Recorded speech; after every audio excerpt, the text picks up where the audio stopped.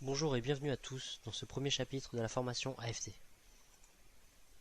Alors tout d'abord, nous vous remercions pour votre confiance et nous vous souhaitons un bon apprentissage et un bon succès à vous. Alors l'univers du trading. Donc il y a certaines choses très importantes à savoir sur le trading avant même d'attaquer l'aspect technique. Il faut comprendre le contexte, l'environnement dans lequel on évolue. Donc dans l'industrie du trading, il y a des gros acteurs qui sont les banques centrales, les banques privées, les fonds d'investissement, les industriels, même les grandes familles qui déplace le marché en faisant de grosses transactions. Donc c'est le marché le plus vaste et le plus liquide au monde. Donc c'est le marché où on voit le plus de transactions quotidiennes. C'est quelque chose comme 5000 milliards de dollars par jour.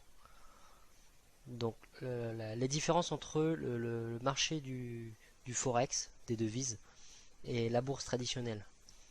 Donc là, il faut comprendre que ça n'a vraiment rien à voir. La bourse traditionnelle, telle qu'on la connaît jusqu'à maintenant, est beaucoup plus petite, même s'il y a des grosses transactions sur la bourse traditionnelle. C'est infime comparé au marché des devises. Donc techniquement, les différences, c'est que par exemple, au niveau de la bourse traditionnelle, jusqu'à maintenant, il fallait un certain capital pour investir. Donc il fallait acheter des actions. Donc sans capital de départ, c'était pas possible. Ensuite, au niveau des frais de gestion, il fallait passer par certains conseillers bancaires ou autres qui vous facturaient des frais de gestion de portefeuille et qui prennent des frais à chaque transaction. Donc ce qu'on ne retrouve pas au niveau du Forex. Donc il n'y a vraiment absolument aucun frais, mis à part les spreads, les commissions du broker. Mais en dehors de ça, il n'y a pas de frais au niveau du Forex. Donc ensuite, au niveau des différences, la bourse traditionnelle, il y a eu pas mal de problèmes, d'escroqueries. Donc notamment ce que vous avez pu voir dans le film le Loup de Wall Street. Ce qui s'est passé dans ce film-là, c'est pas arrivé uniquement une fois, mais c'est arrivé pas mal de fois. Et il y a des problèmes de délits d'initiés et autres, donc de personnes qui profitent de fusions entre les entreprises, par exemple. Voilà. Donc dans la bourse traditionnelle, il y a un autre problème aussi, c'est que l'état de santé d'un patron ou autre peut poser des problèmes et faire chuter une action. Donc il y a beaucoup plus de risques. Dans le forex, le prix, le marché bouge certes, mais c'est moins impacté. Il y a moins de manipulation possible que dans la bourse traditionnelle. Alors, les particuliers représentent entre 10 et 15% des traders de Forex. D'accord, donc on est vraiment en minorité et c'est tout simplement pas nous qui bougeons le marché. D'accord, donc nous on est là pour prendre notre profit, mais en aucun cas on impacte le marché à travers nos achats et nos ventes. Alors dans l'univers du trading, il y a deux analyses possibles. Il y a l'analyse fondamentale et l'analyse technique. Donc l'analyse fondamentale, c'est tout ce qui est basé sur l'économie. Donc les personnes qui font de l'analyse fondamentale analysent ce qui se passe d'un point de vue économique, les nouvelles au niveau des pays, les taux d'intérêt des banques centrales, les annonces économiques. Voilà, donc c'est tout ce qui est lié à l'économie. Ensuite, il y a l'analyse technique. Donc là, c'est ce qui nous intéresse. L'analyse technique, ou on l'appelle aussi analyse chartiste, c'est l'analyse des graphiques. Donc nous, on ne va pas se baser sur l'analyse fondamentale, même si on va vous donner quelques outils. On va se baser sur l'analyse technique. Et l'analyse technique dépend forcément de ce qui se passe fondamentalement d'un point de vue économique. D'accord? Sauf que nous, plutôt que d'apprendre à être des génies de l'économie, nous allons voir ce qui se passe d'un point de vue graphique, au niveau des graphiques, et agir en fonction de ce qu'on voit et de notre analyse au niveau des graphiques. Alors, un casino pour les particuliers. Donc, très souvent, on pense que l'univers du trading, c'est une sorte de casino où on va miser à l'achat ou à la vente en espérant avoir de la chance. Donc c'est pour ça justement que beaucoup échouent dans le trading. Le trading, il n'y a aucun hasard dans le trading. Il y a une part de risque, d'accord, il y a une part d'imprévu, mais c'est pas du tout du hasard. Avec une bonne analyse, vous pouvez avoir des probabilités de réussite qui vous permettent de faire carrière dans le trading. Et c'est ce qui va faire la différence avec la plupart des traders particuliers qui ne prennent pas au sérieux le trading, qui rentrent dans le trading et qui, dans les 3 mois, statistiquement, dans les 90 jours, euh, euh, 95, presque 95% des traders particuliers abandonnent ou perdent leurs sous. D'accord. Donc il faut vraiment pas prendre le trading pour une sorte de casino où va essayer d'avoir de la chance, mais il faut prendre le trading comme un métier qu'on peut maîtriser et dans lequel on peut vraiment tirer des bénéfices. Donc le trading, ça reste quand même un marché à risque. D'accord. Donc il y a des règles à respecter et on est dans un marché de la probabilité, dans un business de la probabilité.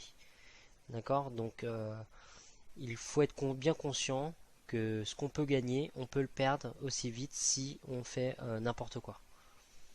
D'accord. Donc là, il faut vraiment prendre le trading au sérieux parce qu'on peut perdre très très vite ses gains si on se lâche et qu'on ne respecte plus notre plan de trading. Donc voilà, il faut faire très attention. Donc justement, c'est pour ça que l'apprentissage est indispensable. Comme j'ai dit précédemment, c'est un métier, le trading, et sans apprentissage, il n'y a aucune possibilité de réussite. On peut avoir de la chance une fois, 2 fois, un mois,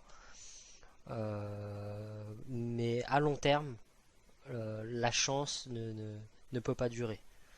D'accord. Donc pour réussir dans le trading, seul un apprentissage, une méthodologie, une réelle stratégie peut vous permettre de réussir.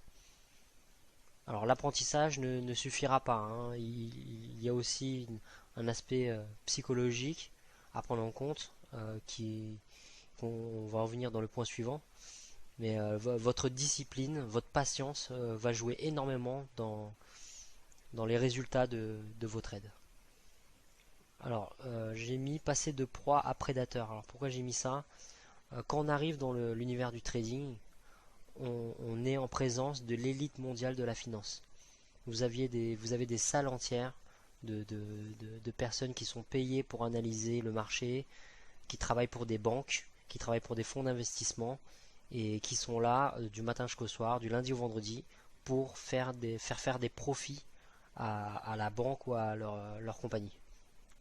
Donc nous, en tant que particuliers, on se retrouve dans le même bain. Donc c'est pour ça qu'à la base, quand on arrive sur ce marché-là, il faut bien comprendre que on est une proie pour ces professionnels de la finance. On apporte de l'argent sur un marché et eux, ils sont là pour nous le prendre.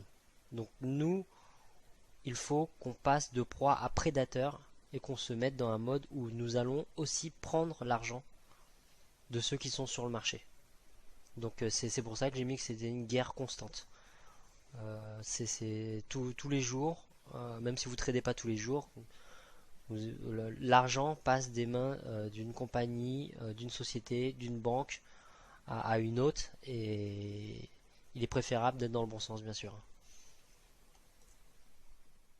Alors là, un compte démo, même de 50 000 euros directement dès l'ouverture.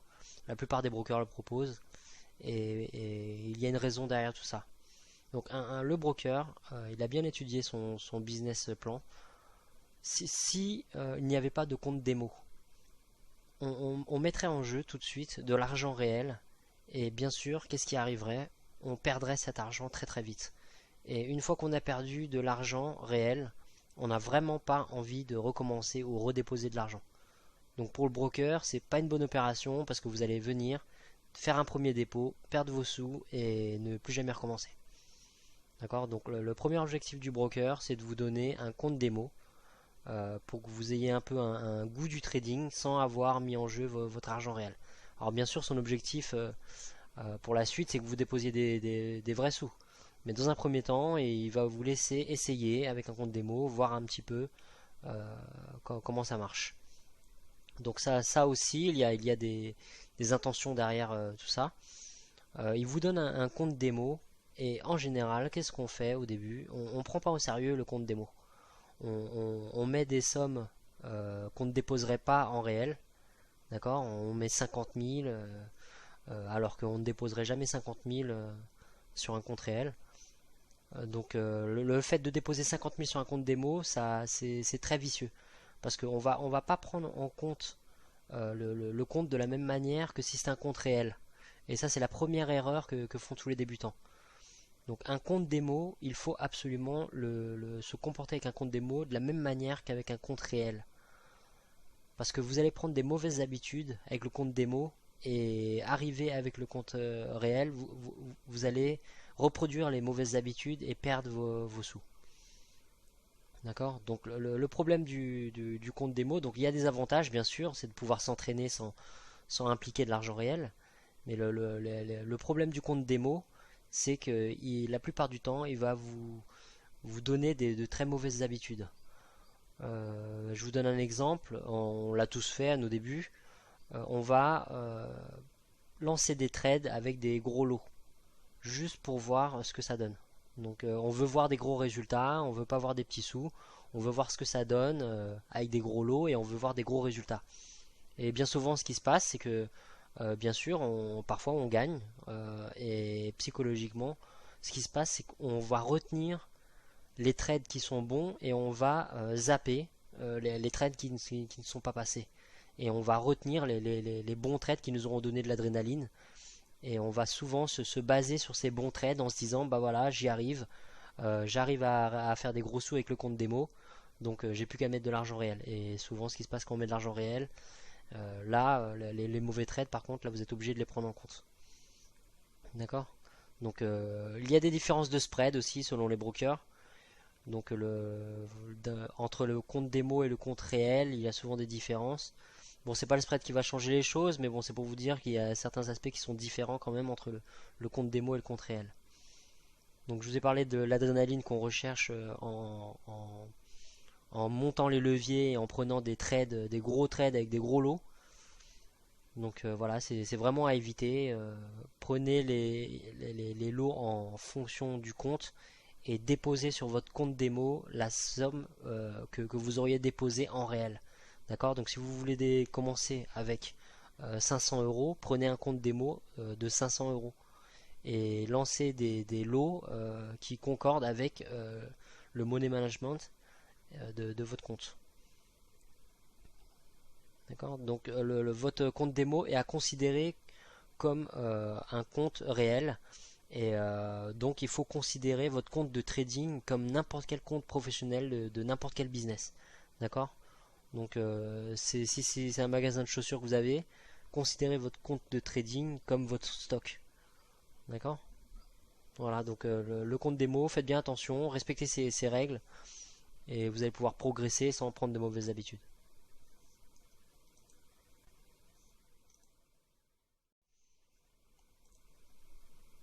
Alors la psychologie du trader. Donc voilà, je vous en parlais juste avant.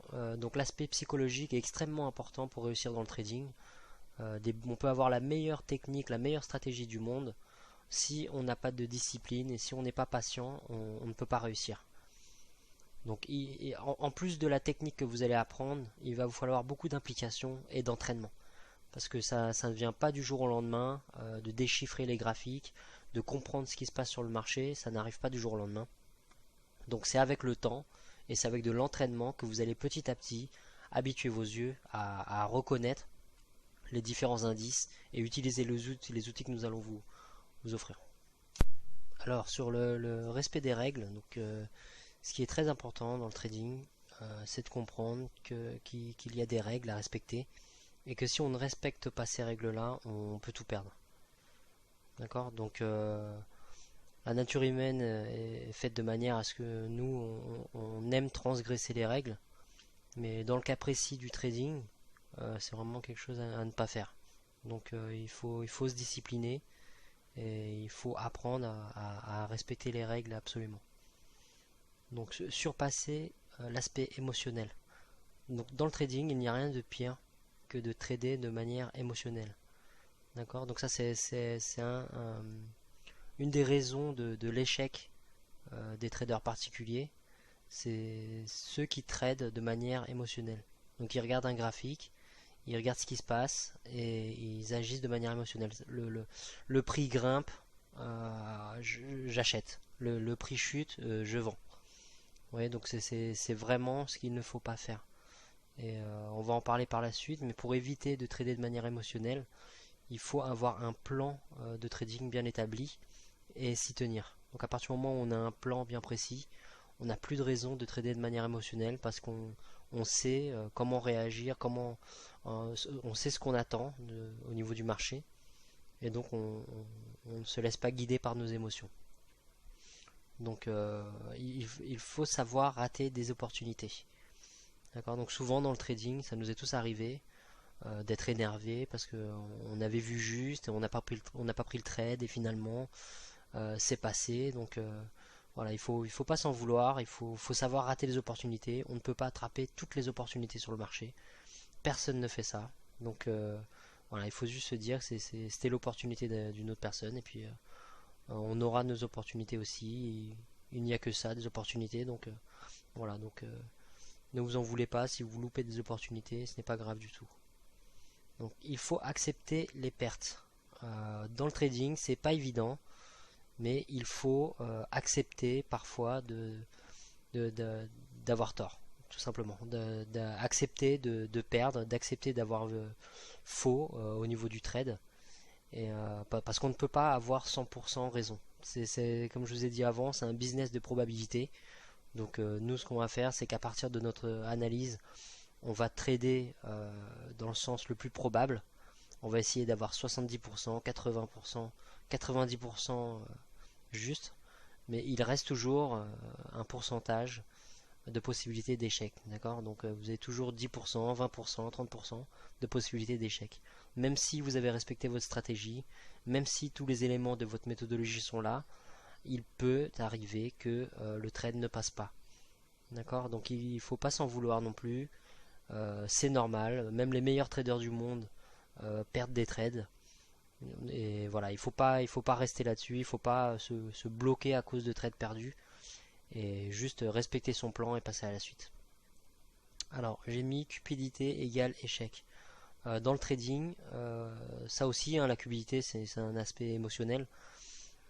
Quand on essaie de vouloir prendre quelques pips supplémentaires, on est déjà en profit et qu'on veut toujours plus, on se dit que le marché va continuer dans notre sens et qu'on va gagner plus. Et voilà, donc quand on veut toujours gagner plus, ce qui se passe en général, c'est que le trade se retourne et on se retrouve soit à être sorti à zéro du trade, soit dans le pire des cas à finir en négatif.